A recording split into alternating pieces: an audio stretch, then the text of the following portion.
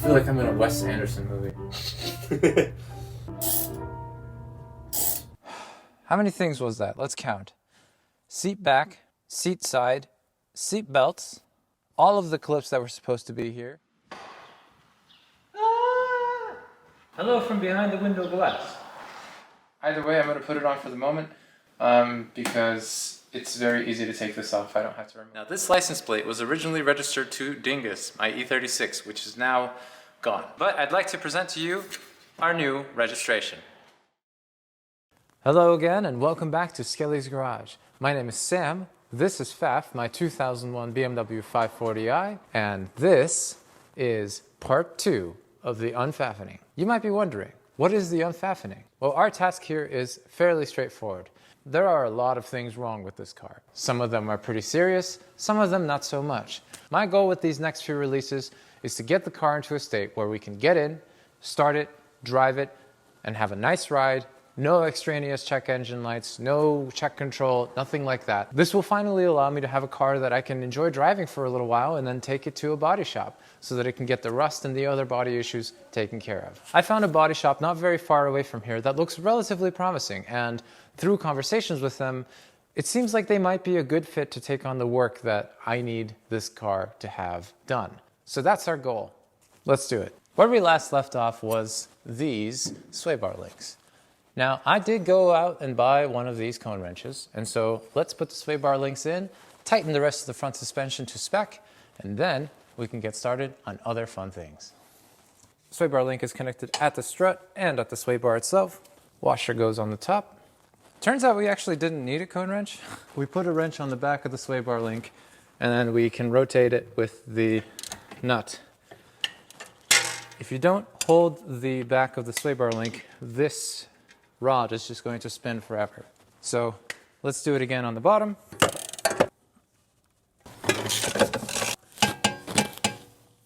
Now that we've tightened everything that we can under the car, let's put together the front. I'll spare you the gory details. Ready? 1, 2, 3. 1, 2, 3. That wasn't so bad.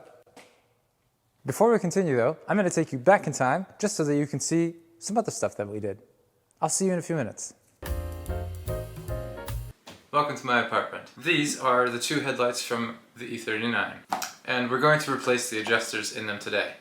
On the back of each one of these headlights are two adjuster knobs. These adjuster knobs take the adjusters, right here, and they move them back and forth within the headlight. Now, to make this a relatively painless experience, BMW made the screw knurled and then forced this knob onto it, which creates a sort of friction fit. The problem is that it's been 22 years since this headlight was produced and the knob has fallen off, which means we have to come up with another solution. I have an idea of how to fix this, but let's get the headlight open first and replace the adjusters before we get any further down that path. I've already removed the ballast right here. Now I'm going to remove the bulbs, and then after that we're going to do a proper clean to make this headlight not so disgusting. You can tell that the adjusters are broken by the fact that we can do this. It's not supposed to do that. High beam bulb out. There's a little cap here. Then the bulb comes out. Make sure you don't ever touch the glass part of the bulb with your bare hands. Turn signal bulb. Bulb for the angel eyes. And that's it. Those are all of our bulbs out. Now, if you've ever watched, I believe his name is Chris Fix, we have some soapy water.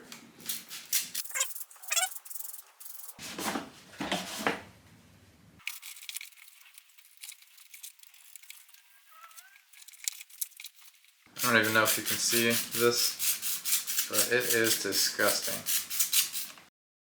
Now that the headlight is not hideously filthy, we need to heat up the weather seal strip that goes along here and across all the edge of the headlight. As I heat these up and I start releasing these clips, I'm going to jam one of these iPod opening tools into them.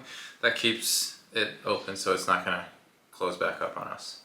I bought this 1850 watt heat gun. Seems to do the trick.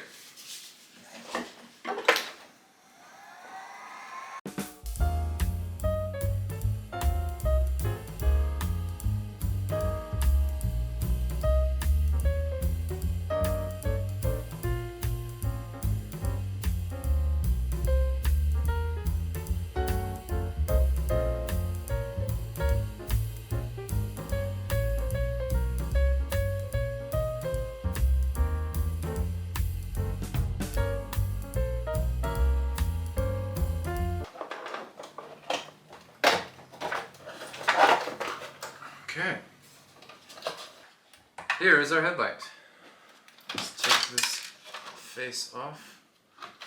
Our angel eyes came off in the trim panel here, which is totally fine. Look at all that. So even though I've removed the 3 bolts in the back of the adjuster knob, you'll notice that it's still stuck. And the reason for that is because over here, which I guess I'll do this. Hello, we're using my iPhone camera again. The issue here is that the adjuster, which is right there, is actually connected to these headlights. So what we need to do is we need to push the adjuster arm out of that clip. So let me do that and then I'll come back and show you how that works.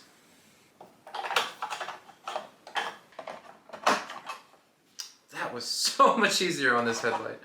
So this adjuster arm is pinned into this adjuster clip. It sits like this. So to get this whole fascia out, you just need to take whatever and push it out, and once that's done, you'll be able to take it out of the housing. Here are our reflectors and the reflector housing. So the task that stands before us is to wind these adjusters out, take these adjuster cups out, break out any pieces of the remaining adjuster, and then put everything back together. Bish bash bosh, Bob's your uncle. Attach your socket to the end of the adjuster screw here. That's the broken adjuster. Here is the adjuster screw, business end and all. To use this adjuster screw, it's necessary to have this plastic knob.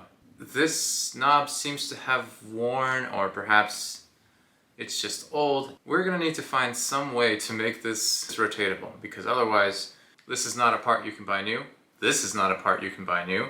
And I'm not buying new headlights just to salvage this. I'm not doing it. You can't make me. So what we're going to do is we're going to replace these adjusters and then figure out how to fix this situation. I have an idea. I haven't validated that it will work yet, so let's not get too ahead of ourselves here. On the actual projectors are these 2 cups which the adjusters clip into. T15. One is out.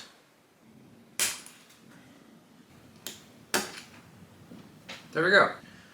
Let's reinstall them back onto the projectors. The adjuster clips have been reattached. While it's true that I can't fully install the adjusters, I can at least stage them. The one that looks like this, that has 2 holes, that's the one that goes between the high and the low beam. You hold the adjuster and then gently start turning the screw. You will certainly encounter some resistance because the adjusters are not threaded. Very good. The center adjuster is in. So now we just need to fix this screw and then put in the other adjuster. Here we are in my friend Alex's basement. Alex? Hi. Hi. We've got this vise here. We have these 2 adjuster screws, which I was just talking about. We're going to try to cut new threads onto them. Using a die. Using a die, so that I can then attach a nut to it, and that will be the new adjuster knob. And by the way, we have Alec, who is playing piano upstairs, so this is the first actual live music debut in Skelly's garage, so that's actually really interesting. So my understanding of the process here, Alex, is I apply some cutting liquid or oil, whatever, to the rod that we're going to cut, and then we line this up level-like, and then just kind of wiggle-waggle it on. I think we want to check that the diameter of this is going to be happy with this before we start. Getting the first one on is most difficult. Do you have the bolts that we're going to try to put on after this? Actually, I don't. I was going to go buy it at the hardware store tomorrow. They're not very substantial threads, but I think that they will do. If you're interested in listening to more of this pianist's music, you can find it on Spotify. I'll have the link. This is an incredible soundtrack. I feel like I'm in a Wes Anderson movie.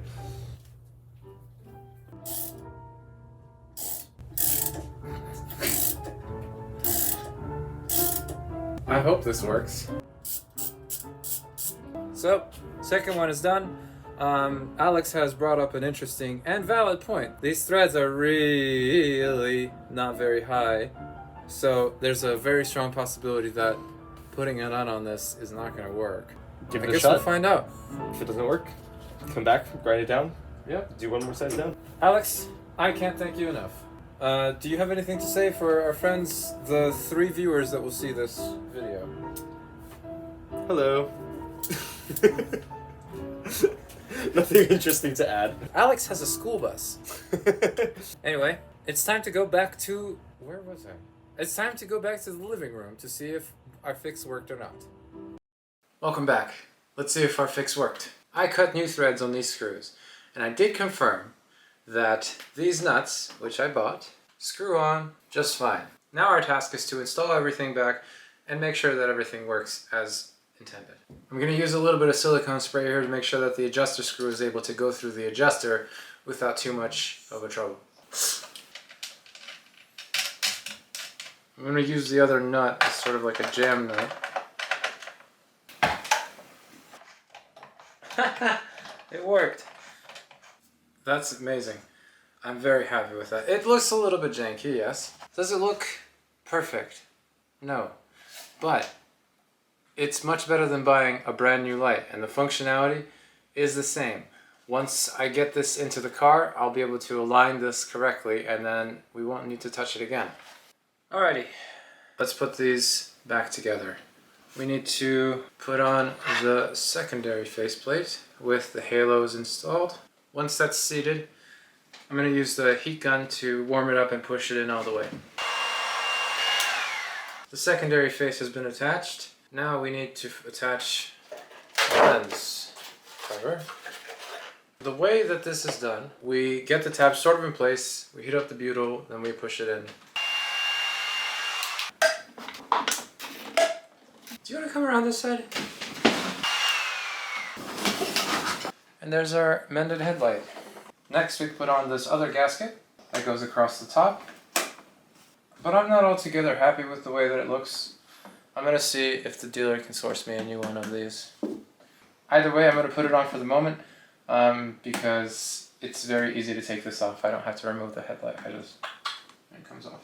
Next, let's turn the headlight around and start reattaching our seals for our bulbs and such. First, they must be cleaned. Alright, clean headlight seals being installed. I'm just going to give it a little bit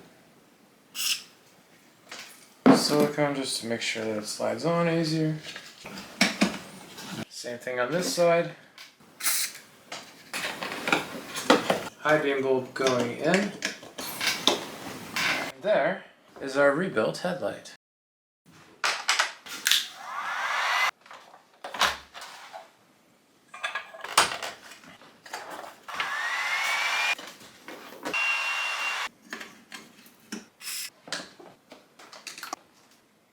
Ta-da!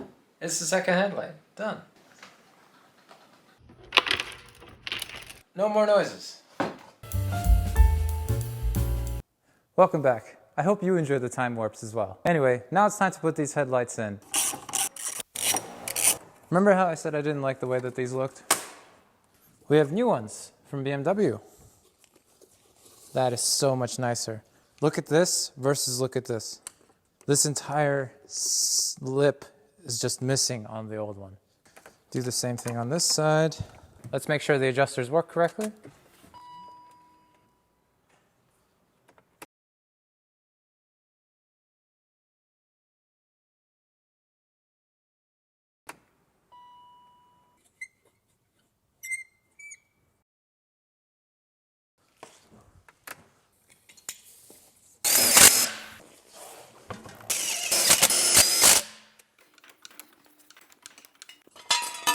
This is the fateful moment.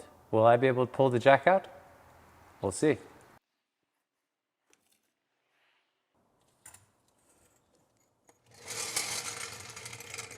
Why, yes, I can. Now it was time to put the car on the ramps to finish torquing the front suspension. Alright, let's tighten the control arms. Easy. A little while ago, when I replaced these arms, I tightened the sway bar bracket on with the car in the air. I have subsequently learned that you're supposed to do it with the suspension loaded, so I'm going to undo it and then tighten it to spec. This one wasn't even tight. Let me explain to you why it's important to torque the bushings when the suspension is loaded. So when the car is off the ground, the suspension hangs lower than it would be if it were supporting the car's weight. So if you tighten the bushings to the point where they can't turn anymore, and that is usually how tight you make bushings, then once you put the car back on the ground, the bushings immediately have a rotational force applied to them, which shortens their lifespan dramatically. When I talked about the issues that I have with my X5, it's because the person who put them on didn't follow this very simple rule. In fact, I watched him put on every single one of the rear bushings and tighten them with the wheels still off the ground. So it's really no surprise that those bushings have already died. So I know I'm not the only person on YouTube to tell you this, and I'm sure I'm not the only one to explain why. But this is me joining the chorus of those people before me to tell you that you must tighten bushings under load. Otherwise, you're going to be in trouble. With that, it was time to take the car off the ramps and flip it around in the parking spot to attack the rear suspension. Now that we're through with all of that, we can finally focus on tackling the rear suspension. Unfortunately, because BMW designed this car so well, nearly everything that you see here has to come out. First up is the seat bottom. Now I do have a confession to make. Last time we were here, I said that I would wash the car and vacuum out all the stuff that's under here. I did wash the car, but the vacuums were not available. So we have all the rock salt and acorns again, but no worries, we'll take care of that today. There we go, no more acorns. Now we need to remove the seat back. Let's remove the headrests. Put them in a safe place. Take out the sides. Since this car has foldable seats, we only need to take out the sides. If you don't have foldable seats, you have to take out the entire seat back. This is one of the problems with working on cars that have been previously modified. Things have been done and not always correctly. For example, all of these clips, they're missing. This light is clearly not installed correctly. Something's still wrong. I'm looking at the other C-pillar trim, which you can't see, and it is also hideous. It's disappointing, but it's not fatal. Anyway, we need to take off these seat belts.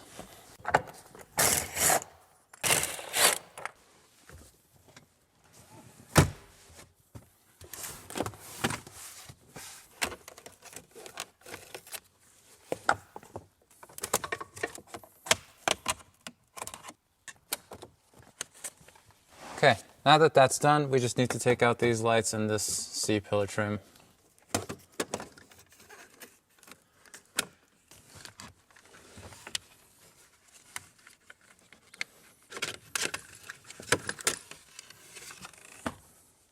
I'd like to maybe rewrap this.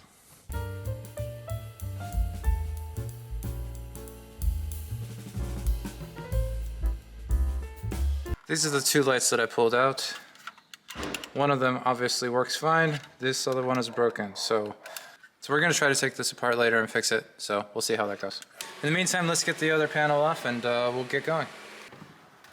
Okay, now the parcel shelf. Oh, it should come out. Great. I think I forgot to remove something. Yep. Damn it, that's annoying. Next thing you want to do is you want to remove these guys. I guess, I don't exactly know what they are, but I accidentally broke one of the plastic covers on one of them, so I'll have to find that. This shouldn't be too much of a hassle though. Feed the seat belts through. Carefully get it out of the car. You'll note that it has insulation on the back of it. If you're struggling with getting it out, that's probably what's happening, so you just need to be gentle and then just kind of arrange it back into the correct shape once you have it out. Hello from the back of the car. we need to remove these speakers, and then we will be seeing our prize.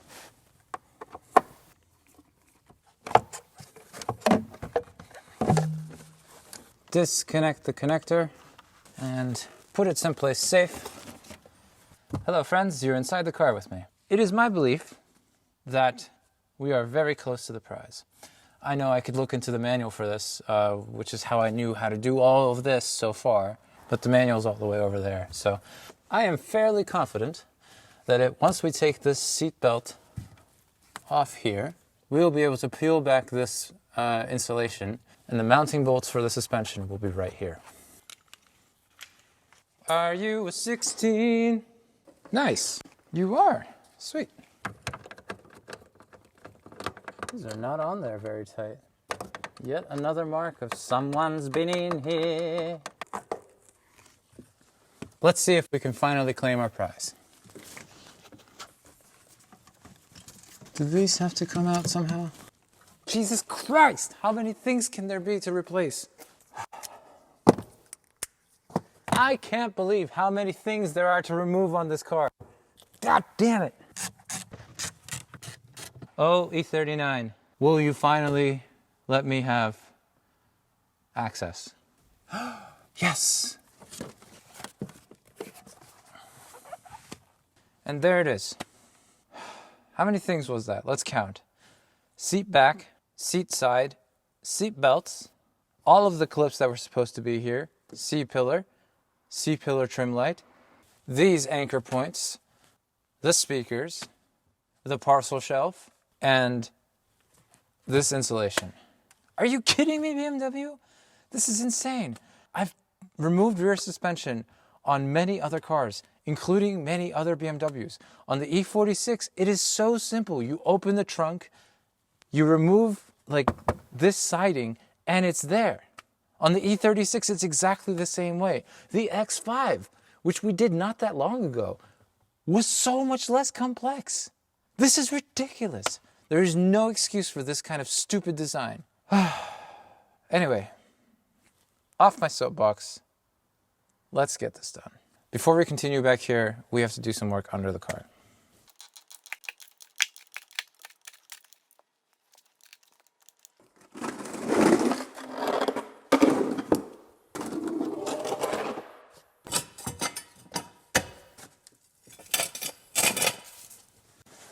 Can I do this without breaking the car?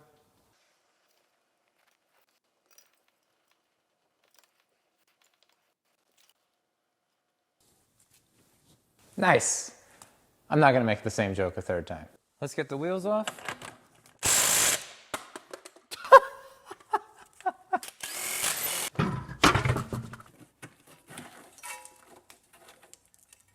If you were looking to dig up some dirt on this car, here it is. I was driving through a rather muddy area.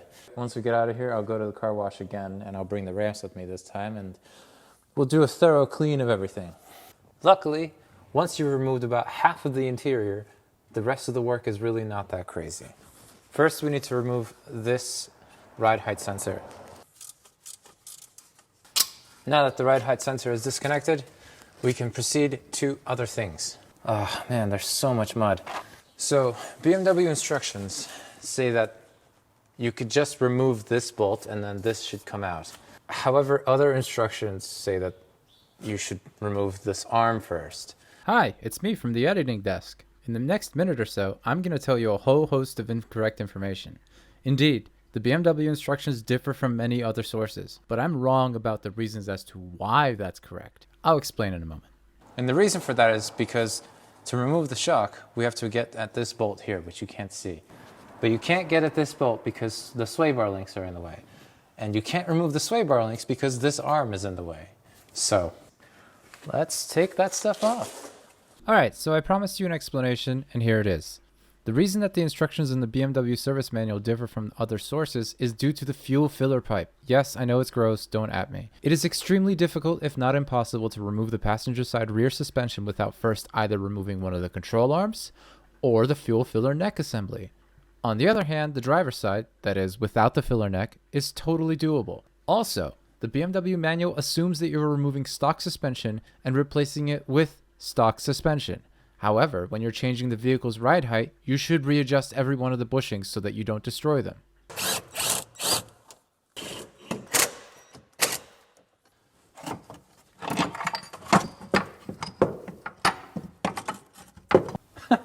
It's another day.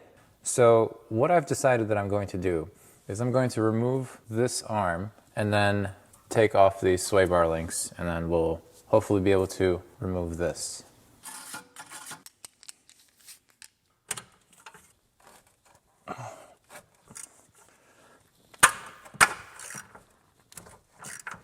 Holy Christ. This was a bear. I'm surprised the socket held. Now we're going to continue by removing the rest of this bar. There we go. That's the nut off. And there's the bolt. Arm is out. And so is this stupid thing. Usually rear struts are much easier to do than fronts. Not today, not here.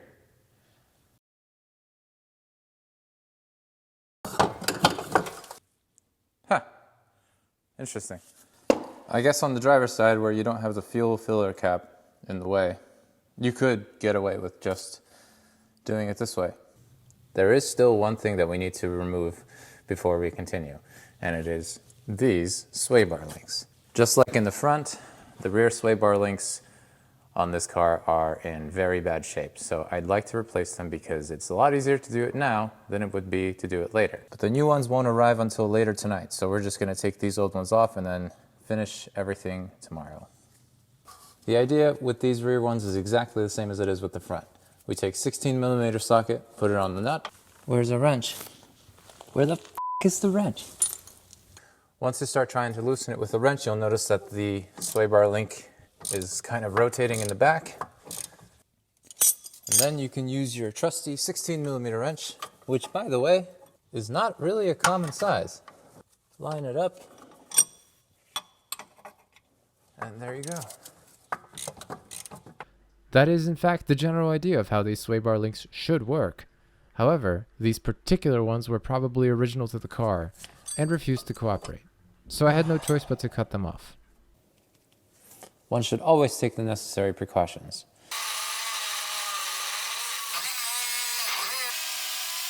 Here is what's left of the old rear sway bar links. The threads were all completely rusted on together. There was no hope of trying to wrench them out. I spent 2 hours trying to wrench them out on the right side, and they eventually did come out. On this side, hold off nut just destroyed itself. So I ended up just cutting it off, which is what I should have done from the get-go. Now, finally, we can start putting everything back together. And precisely here is where I'm going to pause this episode before it gets too long. In the next episode, we're going to do a lot of really fun and cool and exciting things, like putting the rear suspension in, seeing an old friend, and dropping a car on an unsuspecting idiot. Yeah, that last part really did happen. Anyway, before we wrap up, thank you for watching these silly videos. I hope you enjoy watching them because I sure as heck enjoy making them. And it's your continued viewership and engagement that makes them fun. A particular word of thanks, as always, to my Patreon subscribers. And a reminder that if you'd like to join them, you'd be making a huge, huge difference. So with that, I'll leave you with this final segment. And a promise to see you again soon on the next one. Back here at the rear of the car, there is one more thing that we need to do. Now this license plate was originally registered to Dingus, my E36, which is now gone. I registered that car even though it was not in a running or driving state, with the hopes that that would motivate me to make it so. And it did, just not very much. But I'd like to present to you our new registration. It was quite an exercise getting this plate. I had to explain to the state that Faff wasn't a bad word and it didn't stand for anything graphic or explicit. Instead, that it just meant that this car was a bit of a Faff, and that if you do this, it stands for Freude am Fahren. But eventually they relented and let me have this plate. But this license plate, like the one that it had before it, is also another motivator. It's a motivator for me to continue to do work on this car so that this is the only memory of all the things that were wrong with this car when I first bought it. We'll see how that goes.